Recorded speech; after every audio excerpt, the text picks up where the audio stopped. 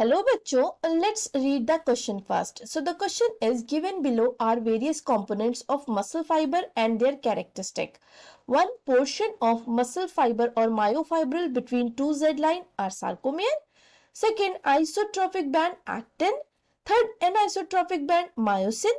Fourth, a central part of I band M line. Fifth, a central part of A band H zone. Choose the incorrect option or incorrect match pair. तो यहाँ पर आपको question में muscle fibre की 5 characteristics दी गई हैं या उनके पेयर्स दिए गए हैं और आपको पहचानना है कि इन दिए गए 5 पेयर्स में से कौन से पेयर इनकरेक्ट हैं। तो चलिए इसके लिए हम क्या करेंगे, सबसे पहले एक मायोफाइब्रल या मसल फाइबर का डायग्राम बनाते हैं।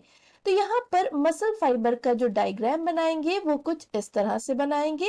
सबसे पहले यहाँ पर होगा आपका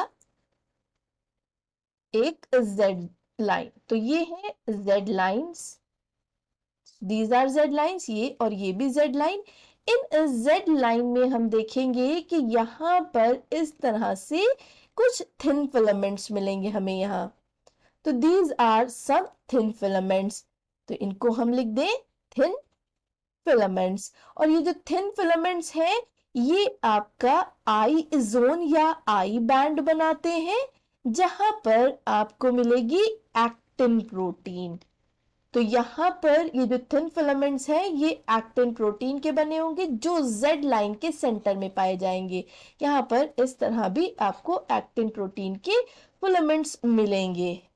फिर इनके बीच बीच आपको क्या दिखाई देगा, यहाँ पर थिक फिलामेंट्स हैं इस तरह से, यहाँ पर आपको थिक फिलामेंट्स मिलेंगे, इनको हम कहेंगे थिक फिलामेंट। ये जो थिक फिलामेंट होंगे इन्हें हम कहते हैं ए जोन या ए बैंड। और ये जो ए बैंड्स हैं इनमें आपको मिलती है मायोसिन फाइबर या मायोसिन प्रोटीन। तो इनमें आपको मायोसिन प्रोटीन सबसे ज्यादा मिलेगी। और जो सेंटर होता है थिक फिलामेंट का उसे हम कहते हैं एच जोन। तो सेंटर ऑफ थिक फिलामेंट को हम कहते हैं एच जोन और एच जोन के सेंटर में हमें मिलती है एम लाइन। तो इस तरह से होता है हमारा एक मसल फाइबर या मायोफाइब्रल। चलिए जाते हैं हमारे कैरेक्टरिस्टिक्स की तरफ और जानते हैं इनमें से कौन सा सही है। यहाँ पर एक और चीज जान लें, जो दो हमारे जेड लाइंस होते हैं इनके बीच का जो स्पेस होता है या इनके बीच का जो मायोफाइब्रल पोर्शन होता है उसे हम कहते हैं सार्कोमियर। तो ये वाला पूरा पोर्शन कहलाएगा सार्कोमियर, तो ये सार्कोमियर कहलाएगा। अब जाते हैं हमारे कैरेक्टरिस्टिक पे। फर्स्ट है portion of myofibril between two Z line are sarcomere. इसका मतलब ये पेयर हमारा सही है, करेक्ट है। क्यों? क्योंकि ये दो जेड लाइंस है और इनके बीच का जो सारा पोर्शन होता है उन्हें हम सार्कोमियर और फंक्शनल यूनिट ऑफ मसल्स कहते हैं। सेकंड आपके स्टेटमेंट की तरफ जाते हैं या पेयर की तरफ जाते हैं, आइसोट्रोपिक बैंड एक्टिन। तो यहाँ पर आप देख रहे हैं ये जो थिन फिलामेंट्स हैं हमारे जिन्हें हमने आई बैंड्स कहा है, इन आई बैंड्स को आइसोट्रोपिक बैंड भी कहते हैं और इनमें आपको एक्टिन प्रोटीन मिलती है। तो हमारा जो सेकेंड पेयर है वो भी करेक्ट पेयर है। थर्ड पेयर की तरफ जाते हैं, एन आइसोट्रोपिक बैंड मायोसिन। तो यहाँ पे हमने देखा है जो थिक बैंड्स हैं हमारे उन्हें हमने ए जोन या ए बैंड कहा है और ए बैंड में मायोसिन आपको मिलती है। तो ए बैंड का मतलब ही है एन आइसोट्रोपिक बैंड। इसका मतलब हमारा जो थर्ड पेयर है वो भी सही पेयर है। Fourth pair, central part of I band is M line. तो यहाँ पर हमने देखा है आई बैंड का जो सेंटर होता है या जंक्शंस होते हैं उन्हें हम जेड लाइन कहते हैं।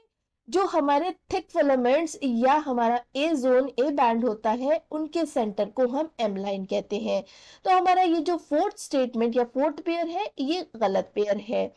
फिफ्थ पेयर की तरफ जाते हैं, central part of A band H zone. तो जैसा कि हमने देखा कि ये वाला हमारा ए बैंड है और ए बैंड के सेंट्रल पार्ट को हम एच जोन कहते हैं।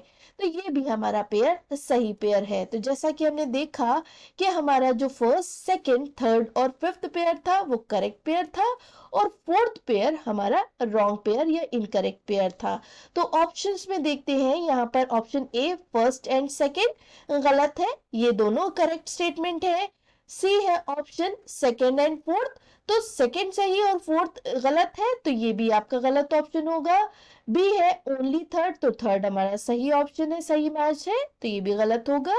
एंड डी ओनली फोर्थ, तो फोर्थ ऑप्शन हमारा इनकरेक्ट ऑप्शन है या फोर्थ पेयर हमारा इनकरेक्ट पेयर है। तो इसका मतलब हमारा डी ऑप्शन हमारे क्वेश्चन का आंसर है। I hope you understood the entire explanation. Good luck.